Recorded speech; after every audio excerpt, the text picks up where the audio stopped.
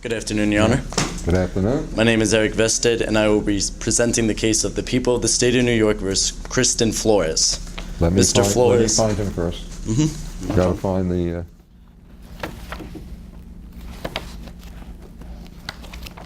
It's always the one on the bottom, right?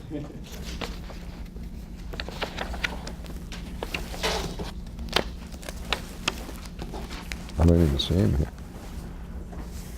Well, go ahead. I'm listening. Mr. Flores has been charged with second-degree assault as a hate crime, and criminal possession of a weapon. On August 21st, 2011, Mr. Carlos Elman was walking down the street of 80th Street and 81st Street on Roosevelt Avenue in Jackson Heights.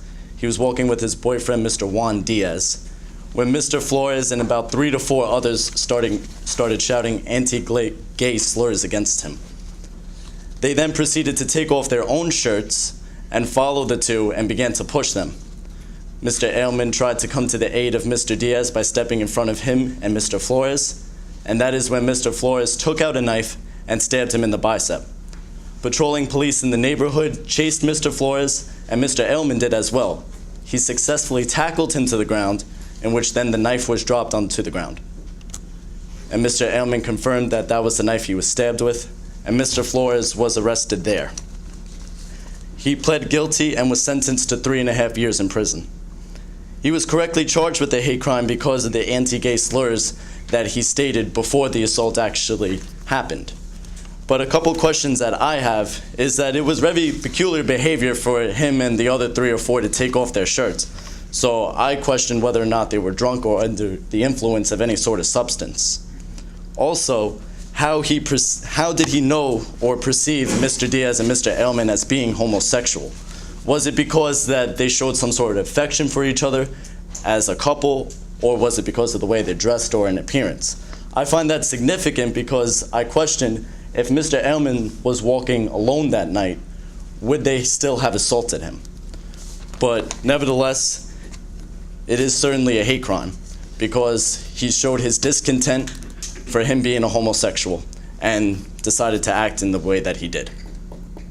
Well, you know, one of the indications is, one of the requirements of the statute is that when you're committing the crime against somebody, you're doing it because of their race, religion, sexual orientation, or other. Now, you may be mistaken.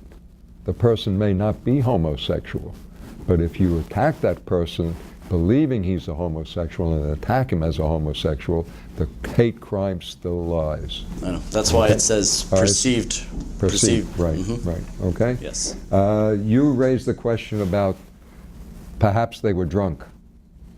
I do. Have you looked up anything to do with? I did. I couldn't find anything about him being under the influence. I do want to mention that it was at about 4:30 in the morning, so very early in the morning. So for him to be out at that time certainly implies that he was doing something. I want you to understand that being drunk does not mitigate.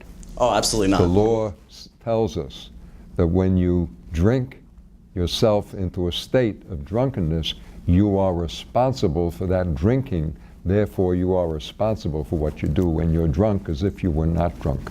Yes, absolutely. Unless I agree somebody else has forced you into drinking, which is very unusual. Okay? I just thought it was an interesting question to raise, but yeah, it is a agree. good question. Okay, and I'm glad you asked it, and you made a very nice presentation. Thank you. Thank you, Your Honor. Good luck to you.